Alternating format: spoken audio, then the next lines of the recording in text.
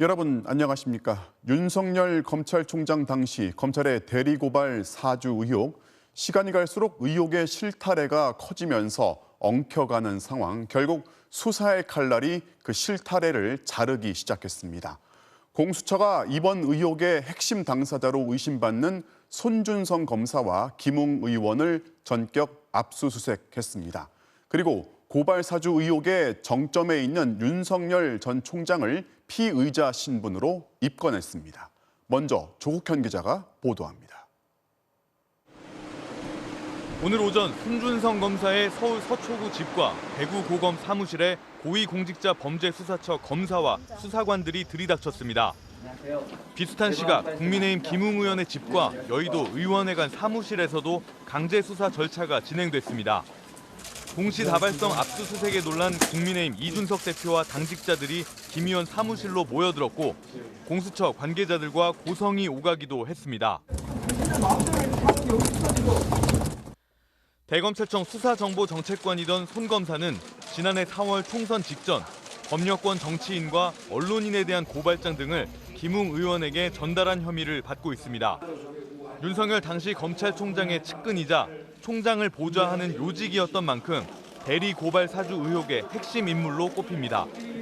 고발장 접수 나흘 만에 본격 수사에 착수한 공수처는 손 검사는 물론 윤석열 전 총장도 피의자로 입건하고 공제 13호에 사건 번호를 부여했습니다. 다만 김웅 의원에 대해서는 주요 참고인 신분으로 압수수색이 이뤄졌습니다. 윤 전 총장과 손 검사에게 적용한 혐의는 직권남용과 공직선거법 위반, 개인정보보호법 위반, 공무상 비밀누설죄 등 모두 4가지입니다. 이 중 직권남용과 공무상 비밀누설죄만 공수처의 수사 범위에 속하지만 나머지 2개 혐의 역시 관련 범죄로 묶어 수사할 수 있다는 판단입니다. 공수처 관계자는 4가지 혐의를 적용하는 게 가능하기 때문에 법원이 압수수색 영장을 발부한 것이라고 강조했습니다. 손 검사와 김 의원의 PC 등 압수물 분석에 곧바로 착수한 공수처는 향후 윤 전 총장의 연루 정황이 포착될 경우 추가적인 강제 수사를 진행할 가능성 역시 열어뒀습니다. MBC 뉴스 조국현입니다. 공수처가 이번 사건의 핵심 증거물이 될 수 있는 손준성 검사와 김웅 의원의 휴대전화도 확보했습니다. 또 이번 의혹의 제보자도 이미 조사를 마친 것으로 확인됐습니다. 공수처가 고발장을 접수한 지 나흘 만에 이례적으로 신속하게 강제 수사에 착수한 배경을 어떻게 봐야 할지 임현주 기자가 분석합니다. 고발 사주 의혹의 열쇠를 쥔 손준성 검사는 오늘 연차를 내고 근무지인 대구고검이 아닌 서울 자택에 머물고 있었습니다. 공수처 관계자들이 손 검사의 휴대전화를 확보하는 과정에서도 다소 몸싸움이 벌어졌던 것으로 전해졌습니다. 그만큼 핵심 관련자들의 휴대전화는 수사의 성패를 좌우할 핵심 물증입니다.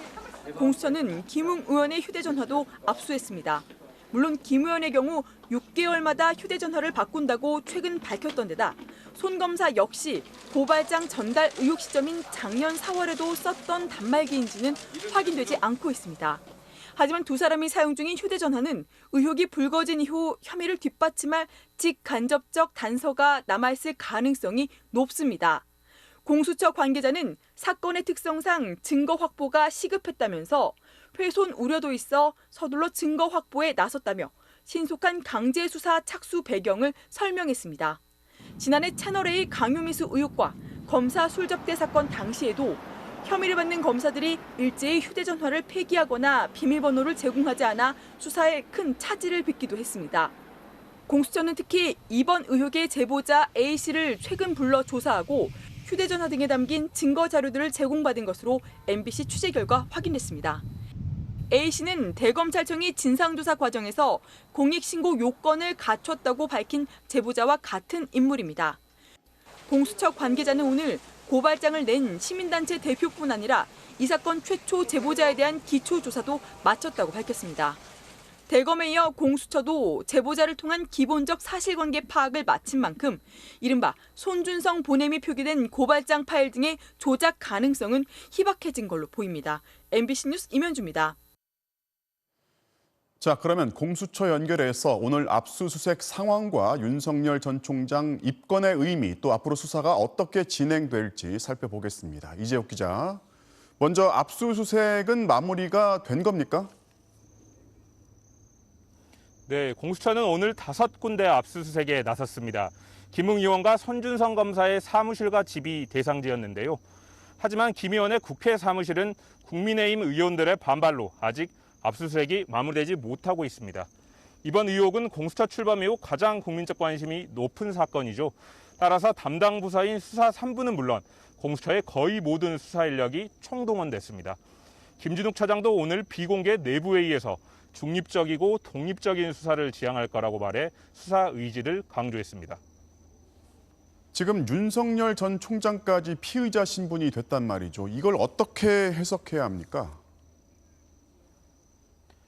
네, 손준성 검사는 문제의 고발장 파일 등을 전달한 핵심 의혹을 받고 있죠. 따라서 피의자 입건은 예상 가능한 수순이었는데요. 반면 공수처가 윤석열 전 총장까지 한꺼번에 수사선상에 올린 점이 주목되고 있습니다. 이건 공수처가 어떤 법률을 적용해 수사할지를 가늠해볼 대목입니다. 이른바 대리고발을 사주한 건 형법상 직권남용죄에 해당할 수 있는데요. 송 검사의 당시 직위가 총장의 눈과 귀로 불린 수사정보정책관이었던 만큼 윤 전 총장의 지시나 묵인이 없었다면 불가능했을 거라는 전제가 깔려 있습니다. 일단 윤 전 총장은 연루 혐의가 구체적이지 않아 오늘 압수수색 대상에서는 빠졌습니다. 하지만 향후 수사 성과를 눈여겨봐야 합니다. 직권남용죄의 경우에는 윤 전 총장이 주범으로 밝혀질 가능성도 배제할 수 없는 겁니다. 이제 검찰도 진상조사를 하고 있는데 공수처가 먼저 나섰으니까 당장 수사로 전환하기는 어려운 거 아닌가요? 네, 오늘 공수처의 압수수색이 알려지자 대검찰청은 즉각 입장을 밝혔습니다. 공수처 수사와 겹치지 않은 범위에서 현재 진행 중인 진상조사를 절차대로 진행하겠다는 겁니다. 박범계 장관도 오늘 양 기관이 긴밀히 협력하는 게 중요하다고 동조했는데요. 당분간 공수처 주도의 수사 흐름이 이어질 걸로 보입니다. 검찰이 직접 수사할 수 있는 공직선거법 위반 여부도 공수처가 먼저 들여다보겠다고 했기 때문입니다. 따라서 검찰은 진상조사 결과 등을 공수처에 협조하면서 수사에 앞서 송 검사 등에 대한 징계를 위한 감찰로 우선 전환할 거라는 관측도 나오고 있습니다. 지금까지 고위공직자 범죄수사처에서 MBC 뉴스 이재욱입니다. 윤석열 후보는 입건하라 하십시오라는 말로 불편한 심기를 드러냈습니다. 대신 캠프에서는 후보에 대한 모략을 중단하라면서 공수처를 비난했습니다. 김웅 의원은 공수처장의 사퇴를 요구했습니다. 이어서 이호찬 기자입니다. 공수처로부터 피의자로 입건된 소식을 전해들은 윤석열 전 검찰총장은 짤막한 반응으로 불편함을 드러냈습니다. 공수처에서 후보님을 피의자 신분으로 입건했다고 하는데 한 말씀 부탁드립니다. 예. 입건하라 하십시오. 윤석열 캠프 대변인은 별도의 논평을 통해 공수처가 정치 공작의 피해자인 윤 후보를 피의자로 만들었다며 윤 후보에 대한 모략과 흠집내기를 중단하라고 비판했습니다. 또 이번 수사는 정권 눈치를 보는 공수처의 노골적인 정치 개입이라며 공수처장은 책임지고 물러나라고 촉구했습니다. 다만 캠프 관계자들은 혹시 모를 후폭풍에 대비하는 듯 손준성 검사는 오히려 추미애 전 장관과 가까운 사람이라며 선을 긋는 모습을 보였습니다. 국민의힘도 이번 수사는 야당 죽이기라며 공수처를 규탄하고 나섰습니다. 제1야당 유력 대선 후보에 대해 가정과 추측에 근거한 속전속결 입건을 밀어붙인단 말입니까? 정치 공장의 뻔한 패턴입니다. 압수수색이 진행되던 김웅 의원실에도 지도부가 총출동해 참고인에 불과한 현역 의원 압수수색은 유례없는 야당 탄압이라며 강하게 반발했습니다. 김웅 의원은 공수처가 자신의 동의도 없이 의원실 압수수색에 착수했다며 불법 수색이라고 목소리를 높였습니다. 적법하게 제시를 하고 그렇게 되면 충분히 협조가 가능한데 거짓말을 해가면서까지 야당 정치인이 가지고 있는 자료들을 색출해가기 위한 그런 모략극이 아닌지. 국민의힘은 압수수색에 참여한 공수처 검사와 수사관들을 고발하겠다고 밝혔고 공수처는 국민의힘이 다수의 힘으로 정당한 수사를 방해하고 있다며 유감을 나타냈습니다. MBC 뉴스 이호찬입니다. 이번 의혹이 터지고 나서 당사자든 국민의힘이든 신속한 조사, 심지어 공수처의 수사도 촉구했습니다. 그런데 막상 수사가 본격화하자 강하게 반발하고 있는데요. 민주당은 국민의힘과 김웅 의원이 자초한 거라면서 수사에 협조하라고 요구했습니다. 김지경 기자입니다. 지난 수요일 기자회견에서 자신에겐 기억도 기록도 없다던 국민의힘 김웅 의원은 실체 규명을 위한 조속한 조사를 자청했습니다. 조사기관에서는 조속히 이 사태의 실체적 진실 규명을 위해 총력을 기울여 주시기 바랍니다. 저도 최대한 협조하겠습니다. 이준석 대표는 당내 조사로는 한계가 있다며 공수처 수사가 옳다고 했고 의혹의 정점에 있는 윤석열 전 총장도 당국의 신속한 조사를 요구했습니다. 저는 공수처가 진행하는 것이 옳다. 왜냐하면 현직 검사에 대한 이런 언급이 되어 있기 때문에. 그러니까 신속하게 나는 조사하기를 바라고요. 그런데 정작 공수처가 강제 수사에 착수하자 일제히 반발하고 나선 데 대해 민주당은 기억이 안 난다며 형사 책임만 회피하려 했던 김웅 의원과 뒷짐만 졌던 국민의힘이 스스로 자초한 일이라고 비판했습니다. 자발적 해명으로도 밝혀질 수 있었던 진실은 수사기관의 압수수색으로 기결되게 되었습니다. 국민의힘과 김웅 의원 자신이 자초한 일이라고 하지 않을 수 없습니다. 야당 탄압이라는 국민의힘 주장에 대해선 정치검찰의 하청 정당으로 헌법 유린의 주인공이 될 판인데 야당 탄압 운운하는 건 적반하장이라고 했습니다. 윤석열 전 총장까지 피의자로 입건된 데 대해서는 공수처가 윤 전 총장과 이 사건의 연관성을 확인한 것이라고 의미를 부여하며 윤 전 총장은 정치 공세라고 폄하하지 말고 겸손하게 수사를 받으라고 촉구했습니다. 정의당도 논평을 내서 국민의힘은 대선판을 소모적 정쟁판으로 몰고 갈 것이 아니라 신속한 공수처 수사로 의혹의 실체를 낱낱이 밝혀야 한다고 요구했습니다. MBC 뉴스 김지경입니다. 코로나19 백신 접종을 잘못한 경우들 뉴스에서 보셨을 텐데요. 이런 사례들은 1,400건에 달합니다. 그중에 유효기간이 지난 백신을 주사했다거나 1차에 모더나를 맞았는데 2차에는 아스트라제네카로 잘못 접종한 경우가 60%를 차지했습니다. 자, 그럼 백신을 잘못 맞은 사람들은 다시 접종을 해야 하는 걸까요? 조희영 기자가 보도합니다. 지난달 말 냉장 유효기간이 지난 화이자 백신을 20여 명에게 잘못 접종한 인천의 한 병원. 병원 측은 병에 적힌 냉동 유효기간을 상자에 표시된 냉장 유효기간과 착각한 것으로 조사됐습니다. 당시 화이자 백신은 냉장 상태로 보관돼 유효기간이 이미 지났는데도 냉동 유효기간을 적용해 그냥 접종한 겁니다. 주사를 맞는데 주사기가 이미 나와 있었어요. 그 상태에서 맞았으니까 유효기간이 지났는지 안 지났는지 잘 모르는데 앞으로 백신을 접종하는 의료기관은 당일 사용하는 백신 종류와 유효기간 정보를 병원 대기실과 접종실에 게시해야 합니다.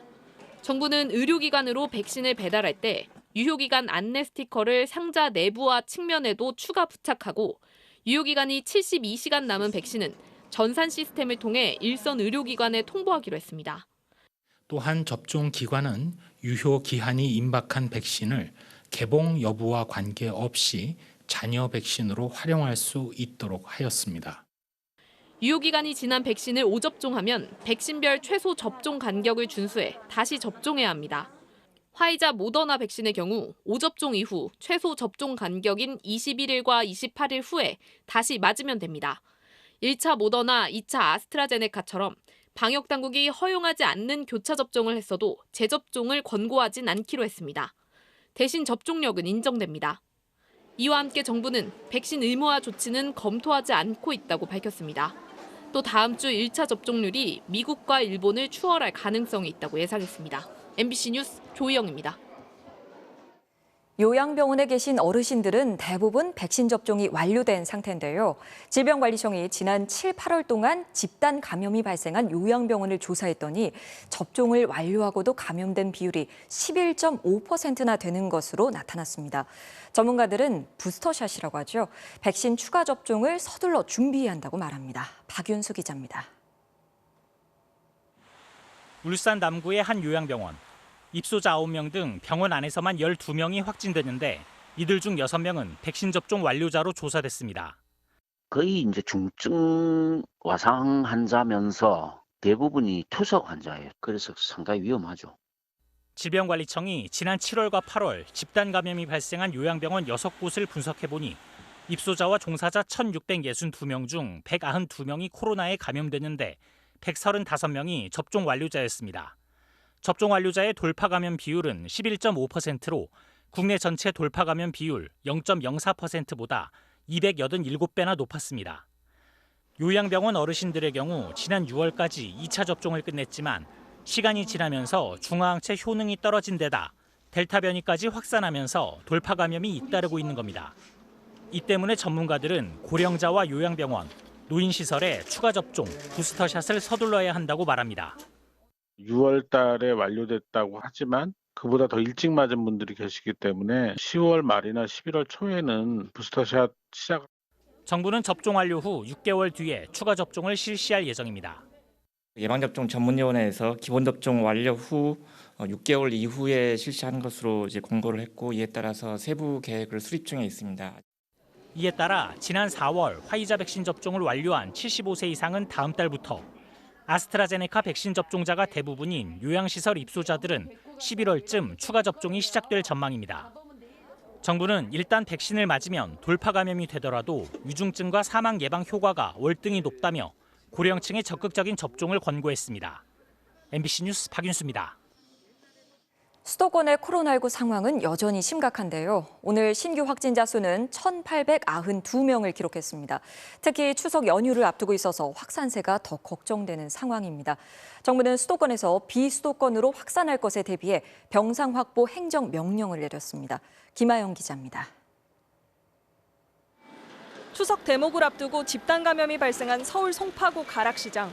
상인과 직원을 포함해 확진자가 61명까지 증가하면서 선별진료소 앞에는 긴 줄이 늘어섰습니다. 방역당국은 이곳 시장 내에 선별진료소 2곳을 설치하고 종사자 전체를 대상으로 선제검사 행정명령을 내렸습니다. 코로나19 신규 확진자는 1,892명, 이 중 74%가 수도권에서 발생했습니다. 하루 평균 확진자 수를 보면 비수도권은 전주보다 16.1명 감소한 반면 수도권은 70명이나 늘어나 확산을 주도하고 있습니다. 정부는 추석 연휴 전까지 수도권 확산세를 꺾는 반전을 이뤄내는데 방역 역량을 집중하겠다고 밝혔습니다. 전파력이 높은 델타 변이가 거의 100%에 가까운 정도로 유행이 되고 있는 상황이기 때문에 수도권에서 또 다른 지역으로의 코로나19의 풍선 효과는 매우 우려되는 상황입니다. 우선 감염 취약시설 종사자에 대한 선제 검사를 크게 늘리고 사람이 몰리는 시설의 방역 점검도 강화하기로 했습니다. 연휴 이후 지역 확산에 대비해 비수도권 병상 확보를 위한 행정명령도 내렸습니다. 감염병 전담병원 병상 1,017개와 중환자 치료 병상 146개를 더 확보할 예정입니다. 의료기관은 3주 이내로 환자를 치료할 수 있는 준비를 신속하게 해주실 것을 부탁드리겠습니다. 이와 함께 정부는 단계적 일상 회복을 위해 무증상 경증 환자의 재택치료 확대 방안을 준비하고 있습니다. 또 접종 완료자에 대한 혜택을 강화하고 현행 거리두기 체계를 단순화하는 방안도 검토하겠다고 밝혔습니다. MBC 뉴스 김아영입니다. 소득 하위 88%를 대상으로 한 코로나19 국민지원금 신청과 지급이 이번 주부터 시작이 됐는데요. 그런데 내가 왜 지원금을 받지 못하냐며 이의를 신청한 건수가 닷새 만에 7만 건에 육박했습니다. 정부 여당은 이의 신청을 최대한 수용해 지급 대상을 2% 정도 더 늘릴 수 있다며 진화에 나섰습니다. 배주한 기자가 취재했습니다. 국민지원금 지급 대상에서 빠진 걸 받아들일 수 없다는 이의 신청이 연일 폭주하고 있습니다. 신청 첫날인 월요일 12,000여 건을 시작으로 오늘까지 닷새 동안 72,200여 건이 접수됐습니다. 하루 평균 14,400여 건 꼴입니다. 혼인과 출산 등의 사유로 가족 구성원이 바뀌었다며 다시 검토해달라는 요청이 39.4%로 가장 많았습니다. 또 자영업자 같은 건강보험 지역 가입자의 경우 작년 소득을 기준으로 지급 대상을 가렸는데 올해 소득이 나빠졌다며 이의를 신청한 비율이 37%를 차지했습니다. 최근에 혼인을 했거나 아니면 해외 체류 중에 가족이 귀국해서 구성원이 늘었다. 그런 게 제일 많고요. 최근에 폐업을 했다. 소득이 크게 줄었다. 그래서 기준을 재검토해달라. 불만이 확산되자 정부 여당은 소득 하위 88%인 현재 기준을 90% 선까지 확대할 수 있다고 밝혔습니다. 최대한 경계선에 있는 분들이 억울하지 않도록 이의 신청을 적극 수용해 결과적으로 90%까지 기준을 높이겠다는 겁니다. 이의 신청이 합당한 경우가 꽤 있다. 그럼 그걸 안 받아줄 수는 없다. 한 2% 선까지 올라갈 수 있지 않냐.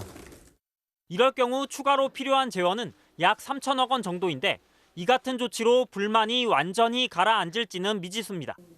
기준을 90%로 올린다면 91%, 92%에 해당하는 사람들의 반발은 어떻게 할 건지 추가 논란이 불가피하고 또 이의 신청을 하지 않은 경우엔 아예 받지 못하냐는 문제 제기도 나올 수밖에 없습니다.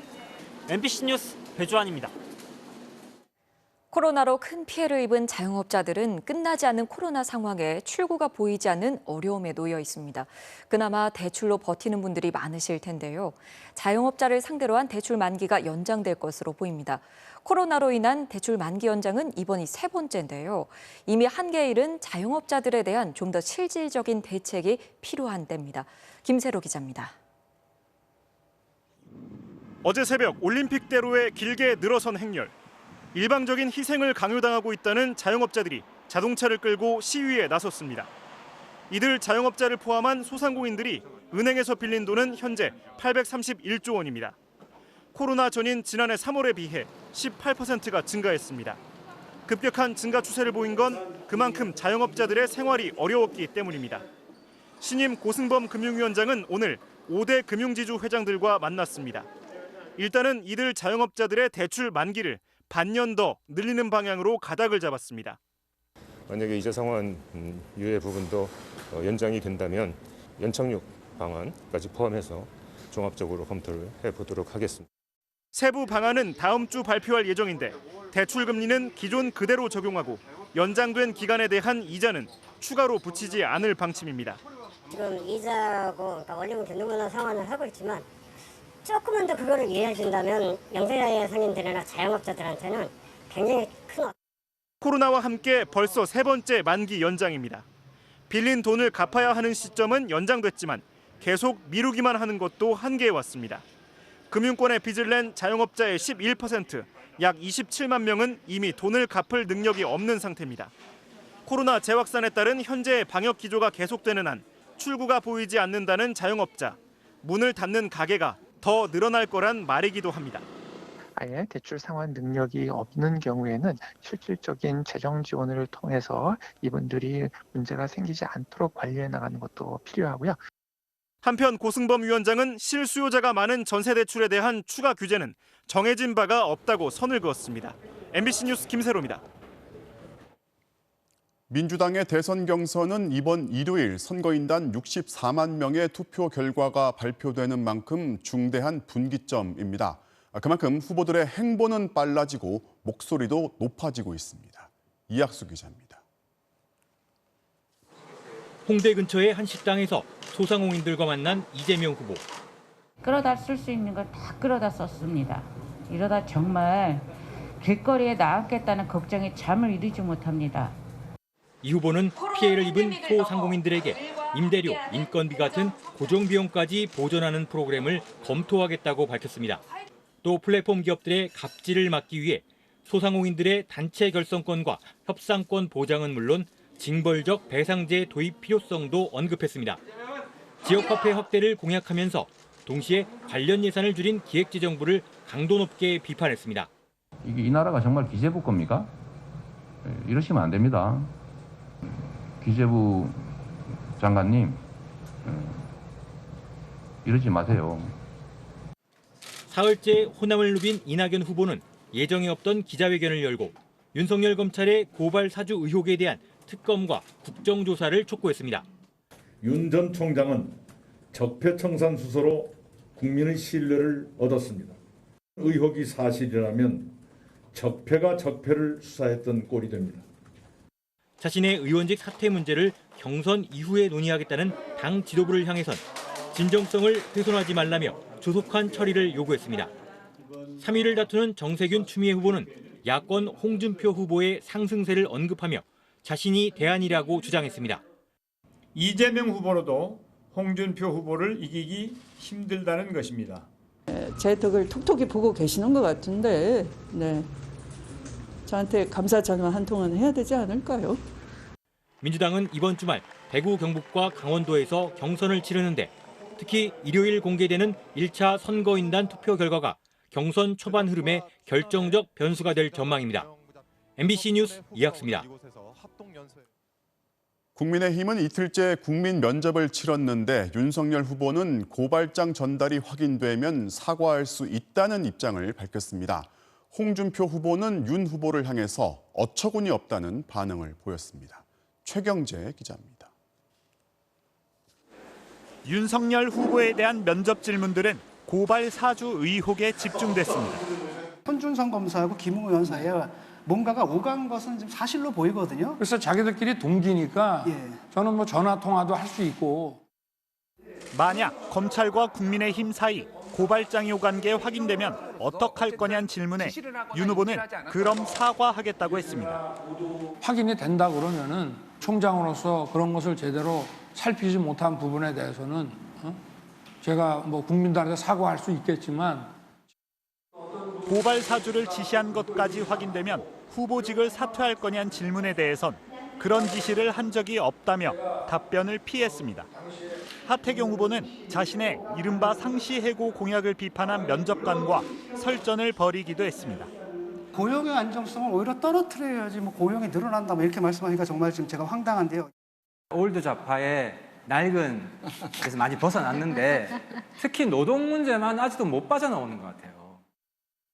지지율 상승으로 야권에서 양강 체제를 구축한 홍준표 후보는 지역구이자 보수의 본산인 대구를 찾아 고발 사주 의혹에 대한 윤석열 후보의 정치 공작 주장을 정면 비판했습니다.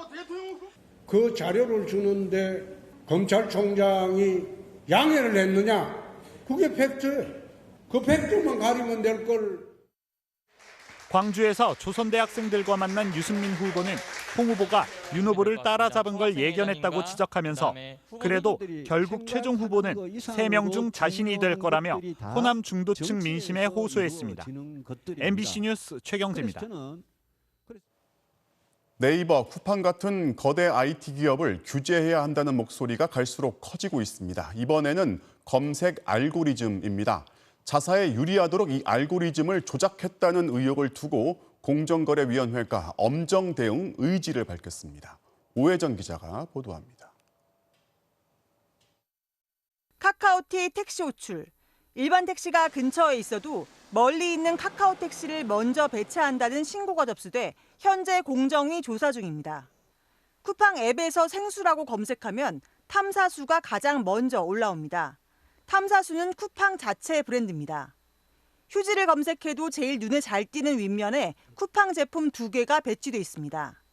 쿠팡 또한 앞서 카카오티와 마찬가지로 내부 알고리즘을 회사에 유리하게 조작했다는 의혹을 받고 있습니다. 이미 네이버는 지난해 네이버 스마트 스토어 제품을 역시 맨 위에 노출시켰다는 혐의로 공정위로부터 265억 원의 과징금을 부과받았습니다.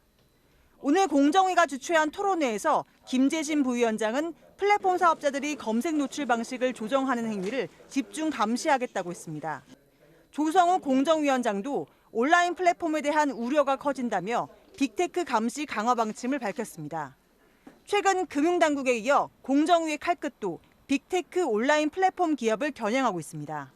감독이고 경기장 보수 유지 관리를 하는 플랫폼 사업자가 선수로 뛰어버리는 그런 효과가 있기 때문에 유리한 상황에서 뛰니까 기울어진 운동장 효과를 만들어내는 거죠. 유럽은 돈을 받고 검색 순위를 올려줬을 땐 대중에게 공개하도록 규정했고 일본과 독일에도 유사한 법이 있습니다. 시장 독점뿐 아니라 내부 알고리즘에 대한 규제 또한 세계적 추세입니다. 이미 국회에는 업체와의 계약서를 의무화해서 불공정 행위에 거액의 과징금을 물리고 검색 결과와 노출 순위 정보를 제공하도록 하는 법안이 논의 중인데 최근 정부 여당의 규제 강화 방침과 함께 입법에 속도가 붙게 됐습니다. MBC 뉴스 오혜정입니다. 아프가니스탄 특별 기여자들이 2주간의 자가격리를 마쳤습니다. 아이들은 곧장 잔디밭으로 뛰어나와 공놀이를 했습니다. 이들은 이제 한국 생활에 적응하기 위한 준비의 시간을 갖게 되는데요. 이채연 기자가 취재했습니다. 충북 진천의 국가공무원 인재개발원.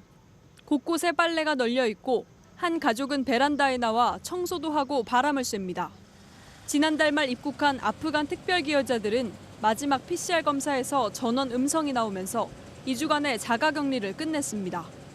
그리고 오늘부터 숙소 밖으로 나올 수 있게 됐는데 우선 다시 한번 감사의 마음을 전했습니다.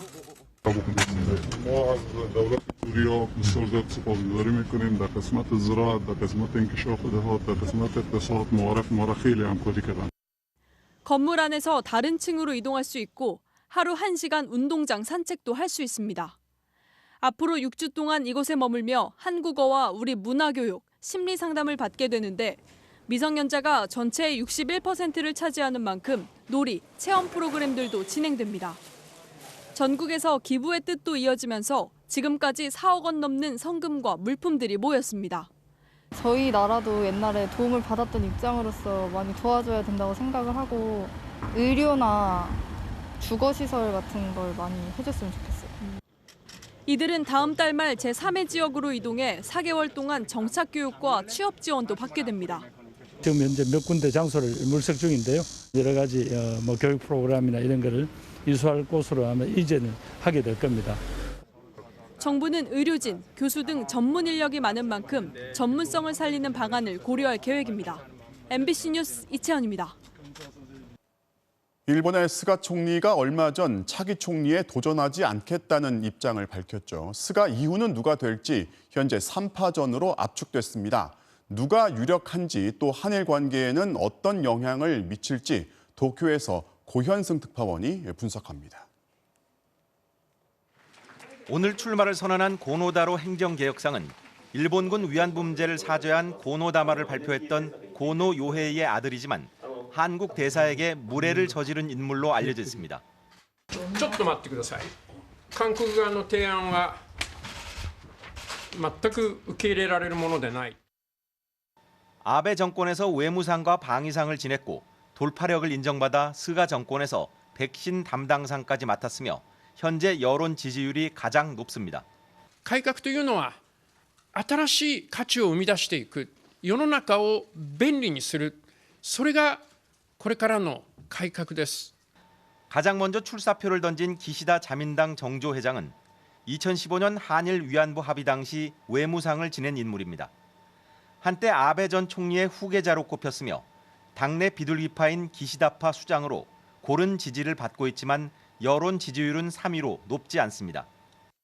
新しい日本型の資本主義の構築に向けて先頭に立ってまいります。 여성 후보인 다카이치 전 총무상은 야스쿠니 신사 참배와 개헌을 내세우는 극우 정치인으로 아베 정권의 계승을 표명했고 아베 전 총리도 지지를 표명했지만 지명도가 크게 떨어집니다. 3파전으로 압축된 총재 선거는 소속 의원과 지방 당원 각 383표씩 766표의 투표로 결정됩니다. 우선 여론 지지율이 높고 소장파 의원들의 지지를 받는 고노의 당선이 가장 유력하다는 관측입니다. 하지만 1차 투표에서 과반수를 얻지 못하면 1, 2위 후보가 결선 투표에 들어가는데 사실상 의원 투표로 결정돼 기시다가 역전할 가능성도 있다는 분석입니다. 한일 관계는 당장 변화를 기대하긴 어렵고 장기적 개선 가능성은 높다는 전망입니다. 한국과의 관계 개선은 할 것 같아요. 관계 개선의 필요성을 느끼기 때문에 오히려 아베 문재인 정권과는 좀 다른 좀 새로운 한일 간의 선언도 가능하지 않을까. 오는 29일 선출되는 새 자민당 총재는 다음 달 임시국회에서 스가 총리에 이어 일본의 100대 총리에 오르게 됩니다. 도쿄에서 MBC 뉴스 고현승입니다. 서울 서초동에 있는 삼성전자 사옥 앞에 빈 대형 화분 150여 개가 2개의 차선을 가로막고 있습니다. 서초구청이 집회와 시위를 막겠다며 가져다 놓은 건데요. 이 화분들이 설치된 날은 이재용 부회장이 가석방됐고 서초 사옥을 방문하기도 했습니다. 서울시가 적법한 수준을 넘어선 지나친 조치라며 화분을 철거하라고 권고했습니다. 고재민 기자입니다. 서울 서초동 삼성전자 사옥 앞. 4차선 도로 중 2개 차선을 가로막고 대형 화분들이 늘어서 있습니다. 이렇게 아무것도 심어져 있지 않은 화분과 펜스가 줄을 지어 있습니다. 양쪽 차선에 설치된 화분만 150개가 넘습니다. 집회 시위가 너무 시끄럽다는 민원이 매일 20건 넘게 접수되자 서초구청이 화분을 고정시킨 겁니다. 한 번씩 이제 좀 크게 하실 때가 있어요. 그럴 때는 창문도 열어놓고 할 정도로 시끄러워서 문을 다 닫아놓죠. 화분은 지난달 13일 설치됐는데 공교롭게 그날 이재용 부회장이 가석방됐고 이곳 사옥을 찾아 업무 보고를 받았습니다. 서초구는 방역 지침에 따라 1인 시위만 가능한데도 장기간 차를 세워두고 불법 시위가 이어졌다고 설명했습니다. 하지만 서울시는 오히려 이 화분들이 통행을 더 방해하고 있다며 화분을 철거하라고 권고했습니다. 통행에 방해하는 시설물을 설치할 수 없게끔 돼 있는데 한두 개도 아니고 아예 2개 차로를 교행을 못하게 하는 조치는 좀 아니다. 불법 집회나 방역 지침 위반에 대해 구청이 조치를 취할 수는 있지만 적법하고 합리적인 수준을 넘어섰다는 겁니다. 뭐 매일 저렇게 설치할 필요가 있을까? 맨날 막 대규모 시위하지는 않아요. 거의 없었던데 요즘에. 서초구는 장기간 서 있던 시위 차량이 자리를 비운 사이 화분을 설치한 것이며 이재용 부회장 가석방과는 우연히 시점이 겹쳤다고 밝혔습니다. 또 방역 지침이 강화된 4단계 기간 동안만 강남역과 현대 기아차 사옥 등 시위 민원이 많은 곳에 화분을 설치한 것이라며 방역과 도로 사정을 고려해 추후 조치를 결정하겠다고 밝혔습니다. MBC 뉴스 고재민입니다. 중국 정부가 청소년들에게 금, 토일과 공휴일에만 저녁 8시부터 1시간만 게임을 하도록 허용했습니다. 부모들은 환영하기도 했는데요. 청소년들이 돈을 주고 성인 신분증을 빌려 게임을 하기 시작했습니다. 그러자 중국 정부는 게임 업체에 아예 게임 방식을 바꾸라고 지시했습니다. 중국에서는 게임으로 돈 벌 생각을 하지 말라는 뜻이죠. 베이징에서 이혜인 특파원입니다. 중국 당국은 지난달 30일부터 청소년에 대한 게임 규제를 강화했습니다. 금, 토, 일요일과 공휴일에만 저녁 8시부터 1시간 게임을 허용하고 나머지 날은 아예 접속을 막아버렸습니다. 国家出台这种政策，帮我们一起管理小孩这种玩游戏的事情是件特别好的事。限制有点太严重了，因为每天只能就是周五到周六、周日，而且还有一个固定的时间才能打。 그러자 예상했던 일이 벌어졌습니다. 어른 신분증을 청소년들에게 돈을 받고 빌려주는 업자들이 등장한 겁니다. 还是要用我自己的身份证呀。未成年的话，一定只能满30岁的只能拿我们的身份证。 빈틈을 노린 편법이 난무하자 중국 당국이 추가로 고강도 규제책을 내놨습니다.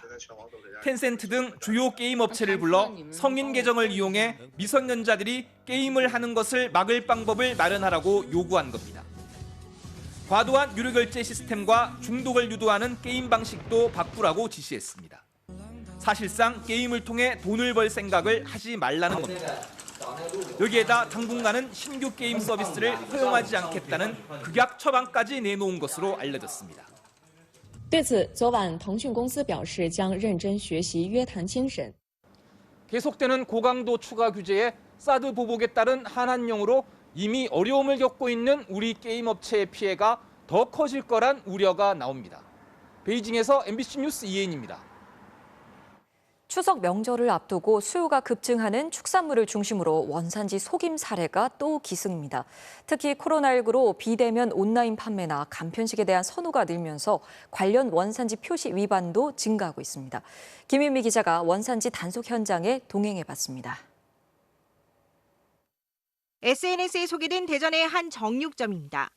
한우와 국산 돼지고기를 주로 판매하는 곳인데 특히 저민 쇠고기와 채소를 겹겹이 쌓아 바로 끓여 먹게끔 만든 간편식, 밀키트는 진열 즉시 동날만큼 인기라고 말합니다. 그런데 정작 정육점에 진열된 간편식 어디에도 원산지 표시가 없습니다. 채우기 바빠고 채우 지금 계속 랩을 싸가지고 깔아놓으라고 해갖고 라벨지를 좀. 확인해보니 쇠고기는 호주산, 일부 채소는 중국산이었습니다. 미국산 쇠갈비를 사용한 다른 간편식 역시 가격과 음식명만 적혀 있습니다. 미국산 원산지 표시 갈비에 해당이 안 되는 것에 대해서는 저희가 이제 과태료를 원산지 미표시로 일단 과태료를 부과하고. 국산 배추김치와 채소만 쓴다던 반찬 가게에서도 중국산은 물론 동남아산 수입 채소가 나와 상점 주인이 형사 입건됐습니다. 숙주나물하고 콩나물은 그 외국산이었거든요. 묵은지에 볶음이 지금 중국산 김치로 만들거든요. 국산 돼지고기를 온라인으로만 판매한다는 한 축산물 판매 업체. 하지만 3차례에 걸쳐 택배로 주문한 돼지고기의 원산지를 확인한 결과 모두 멕시코산으로 드러났습니다. 국산 축산물에 붙이는 이력 번호까지 감쪽같이 위조했습니다. 코로나19로 비대면 판매가 많이 늘어나는 시점에서 밀키트나 또한 즉석 포장식품에 대한 원산지 표시 위반이 많이 늘어나는 것 같습니다. 국립농산물품질관리원은 추석 명절이 다가올수록 수요가 증가하는 축산물과 떡, 그리고 명절 음식 등 성수품과 제수용품을 중심으로 오는 20일까지 중점 단속에 나섭니다. MBC 뉴스 김유미입니다. 코로나19 방역의 기본은 역학조사입니다. 하지만 분석해야 할 정보가 워낙 많고 복잡해서 누가 누구에게 바이러스를 옮겼는지 또 어느 지역이 위험한지 빠르게 알아내는 게 쉽지만은 않은데요. 지난 4월부터 범죄 수사에서 쌓인 빅데이터 분석 경험이 역학조사에 활용되고 있습니다. 효과도 좋다고 하는데요. 이다은 기자가 취재했습니다. 수많은 점과 선으로 이루어진 연결망. 코로나19 확진자들의 감염 고리를 나타내는 관계도입니다. 지도에는 지역별 인구 밀집도가 빼곡하게 표시돼 있습니다. 통화와 계좌 내역 등을 토대로 감염자들의 동선과 숨은 연결고리, 위험 지역까지 파악하는 겁니다. 원래는 경찰에서 보이스피싱이나 분양사기 범죄를 수사할 때 쓰는 사회 연결망과 공간정보 분석 방식인데 지난해 4월부터 코로나19 역학조사에 활용됐습니다. 지난 1월 IM 선교회 관련 집단 감염 당시 각 지역 간 연결고리를 밝혀내는데도 이 같은 수사 기법이 큰 역할을 했습니다. 물론 목표는 틀리겠지만 그 목표에 도달하게끔 하는 결은 거의 유사합니다. 역학조사에 경찰이 투입된 건 코로나19 확진자가 증가하면서 발빠른 방역 대응에 한계가 나타났기 때문입니다. 그 결과 손으로 그리고 입력하며 하루 꼬박 걸리던 역학조사가 20분으로 단축됐습니다. 수사 경험이 있는 경찰관이 심층 역학조사에 함께 투입돼 감염자들의 거짓말을 밝혀내기도 했습니다. 와이파이를 열어보면 매도매트부터 매도매트까지 여기에 접속한 사람들이 다 로그기로 남아있어요. 경찰청과 질병청의 협업을 통해 지난 1년 3개월 동안 1억 8천만 건의 데이터가 분석됐습니다. 질병관리청에서 이제 확보하는 정보들이 다 파편적인 정보들입니다. 그걸 하나로 합히면 상당히 중요한 정보가 나오는데 그래서 이제 그런 부분들이 상당히 역학조사에 많이 도움이 됐다. 고강도 거리두기가 이어지지만 코로나 확산세는 좀처럼 꺾이지 않는 상황. 신속하고 정확한 분석이 더 많이 요구되고 있는 만큼 다양한 분야의 전문 기법들이 역학조사에 활용되고 있습니다. MBC 뉴스 이다현입니다. 작년 말 만취한 운전자가 터널에서 시속 229km까지 달리다가 결국 다른 차를 치고 두 아이의 엄마를 숨지게 했는데요. 저희는 당시 이 소식을 전하면서 사고가 아닌 음주운전 치사 사건이라고 부르겠다고 말씀드렸습니다. 항소심 법원이 이 음주치사 사건의 가해자에 대한 1심 처벌이 너무 약하다며 징역 6년의 중형을 선고했습니다. 김건희 기자의 보도입니다. 지난해 12월 인천 제2외곽순환고속도로 북항터널 119 구조대가 완전히 구겨진 차량 안에서 운전자를 빼내려고 시도합니다. 사람 바뀌었어. 고급 수입차에게 들이받친 승용차는 터널 벽면에 충돌한 뒤 차체에 불이 붙었고 빠져나오지 못한 여성 운전자가 숨졌습니다. 브레이크를 아예 안 밟은 거예요. 내가 봤을 때는 저 정도로 뭉개졌을 때는 평균 속도가 거의 180 이상이었어요. 회식을 한 뒤 운전대를 잡은 가해 운전자는 혈중 알코올 농도 0.08%, 면허 취소 수준의 만취 상태였습니다. 터널 안에서 졸면서 무려 시속 229km까지 가속 페달을 밟았던 것으로 조사됐습니다. 1심 법원은 징역 4년을 선고했는데 가해 운전자는 형이 무겁다며 항소했습니다. 하지만 항소심 재판부는 어린 자녀 등 유족의 고통이 치유되기 어려울 것으로 보인다며 1심의 형이 너무 가볍다고 일축하면서 오히려 더 무거운 징역 6년을 선고했습니다. 술에 만취한 상태로 터널 안에서 차선을 계속 바꾸며 위험하게 운전하다 사고를 일으켰다고도 질타했습니다. 유족은 어린 자녀가 둘 있는 가장을 숨지게 했다며 엄벌해달라고 재판부에 탄원서를 낸 바 있습니다. 최근 음주운전 치사 사건에 대한 법원의 판단은 엄격해지고 있습니다. 작년 대만인 유학생의 목숨을 앗아간 음주운전 치사 가해자에게는 1심과 2심 모두 검찰 구형보다 무거운 징역 8년을 선고했습니다. 배달 오토바이를 치어 50대 가장을 숨지게 한 인천 을왕리 음주운전 치사 사건 가해자는 1심에서 징역 5년을 선고받았습니다. MBC 뉴스 김건희입니다. 별거 중인 아내를 집으로 불러들여 일본식 장검으로 살해한 40대 남편이 검찰에 넘겨졌습니다. 심지어 사건 당일 장인이 보는 앞에서 아내를 잔혹하게 살해했는데요. 이 남성은 경찰 조사를 받다 말고 장인에게 전화를 걸어왔습니다.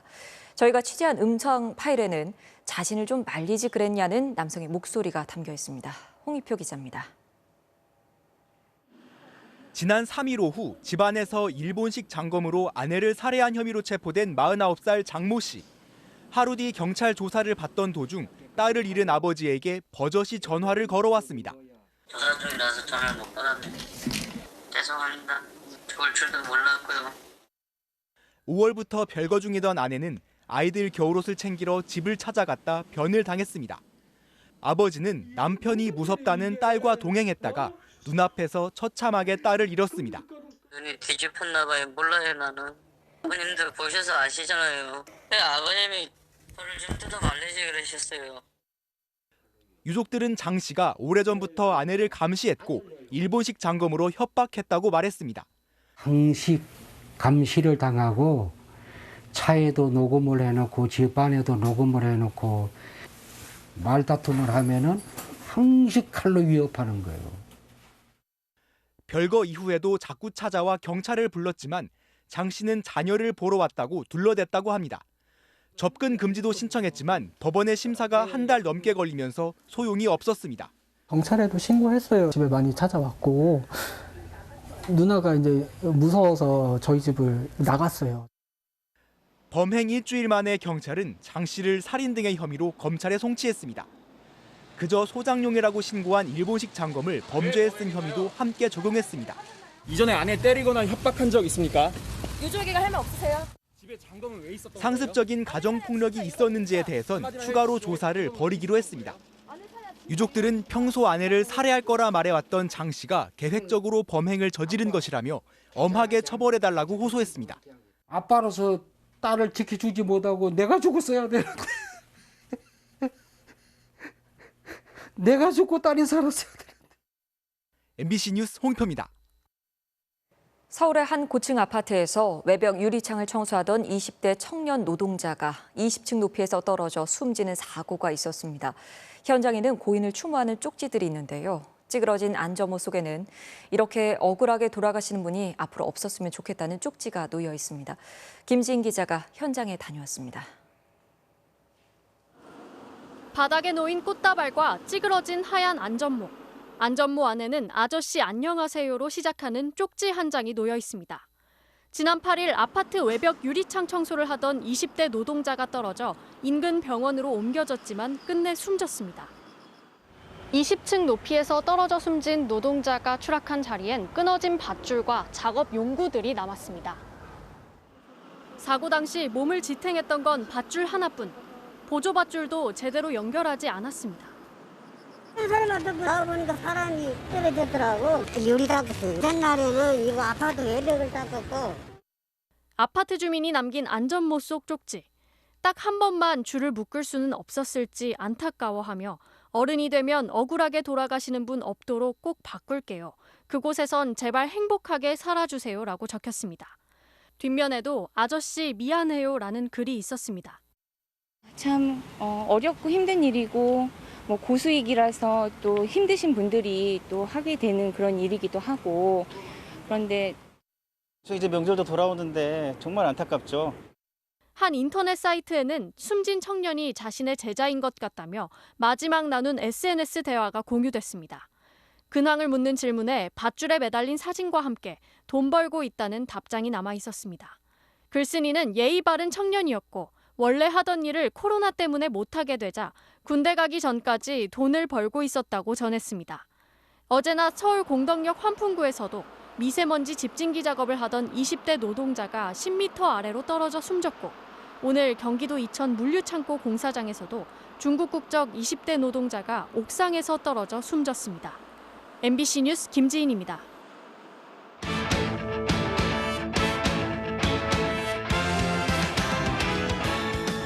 금요일 밤 스포츠 뉴스입니다. 황희찬 선수가 소속팀 울버햄턴으로 복귀해 첫 훈련을 가졌습니다. 내일 밤 와퍼드전에서 프리미어리그 데뷔전을 치를 가능성이 높아지고 있습니다. 이명진 기자입니다. 레바논전에서 결승골을 도우며 남다른 존재감을 과시한 황희찬. 소속팀 울버햄턴에 복귀하자마자 첫 훈련에 나섰습니다. 새 동료들과 발맞춘 시간은 적지만 당장 내일 와퍼드 원정에서 데뷔전을 치를 가능성이 커지고 있습니다. 주전 공격수 히메네스가 울버햄턴의 멕시코 대표팀 차출 거부로 피파로부터 출전 금지 조치를 당할 가능성이 제기됐기 때문입니다. 버밍엄 현지 언론도 이런 상황을 언급하며 히메네스를 대체할 선수로 황희찬을 첫 번째로 꼽았습니다. 그동안 유럽에서 적응했던 것만큼 잘 또 적응력 보여주면서 재밌게 좀 더 즐기면서 많이 다시 배우려고 하는 그런 자세로 들어가야 될 것 같아요. 개막 후 무득점 3연패에 빠진 울버햄턴으로선 반전이 절실한 상황. 황소 황희찬과 탱크 같은 트라우레, 저돌적인 움직임이 강점인 두 선수가 팀의 연패를 끊어낼지도 기대되는 부분입니다. 오른쪽 종아리 염좌로 레바논전을 뛰지 않은 손흥민은 크리스탈 팰리스전 출전이 불투명한 가운데 두 선수의 맞대결은 손흥민의 회복 여부에 따라 오는 23일 리그컵에서 성사될 수 있습니다. MBC 뉴스 이명지입니다. 추신수 선수가 SSG 입단 당시 약속했던 첫 번째 기부 활동에 나섰는데요. 초중고 모교를 찾아 후배들에게 총 6억 원을 전달했습니다. 금요일 밤 스포츠 뉴스였습니다.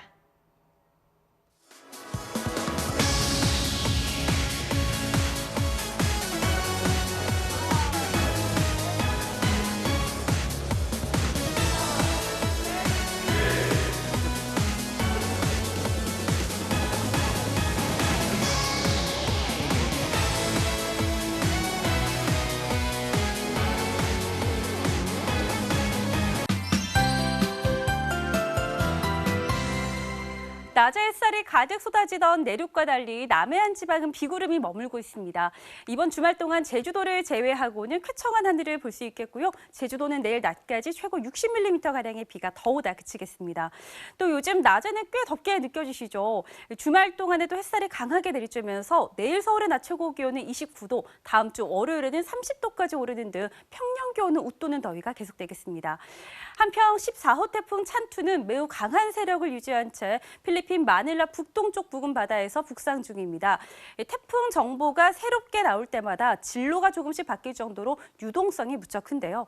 현재로서는 주말쯤 대만을 지나서 다음 주 초에는 중국 남동부 해안을 스치듯 지나겠고요. 이후로는 우리나라에 위치한 찬 공기에 가로막혀서 일본 규슈 쪽으로 방향을 틀겠습니다. 하지만 그렇다 하더라도 다음 주 화요일과 수요일 사이 남부지방은 강풍을 동반한 많은 비가 내릴 수 있겠습니다. 내일 아침까지는 안개가 끼는 곳이 많겠고요. 남해안 지방은 내일부터 너울성 파도가 유입되겠습니다. 아침 최저 기온은 서울 20도 등으로 오늘과 비슷하고요. 낮 최고 기온은 서울 29도, 대구 30도까지 오르겠습니다. 날씨였습니다. 금요일 밤이네요. 편안한 밤 보내시고요. 주말에도 뉴스데스크에서 뵙겠습니다. 고맙습니다.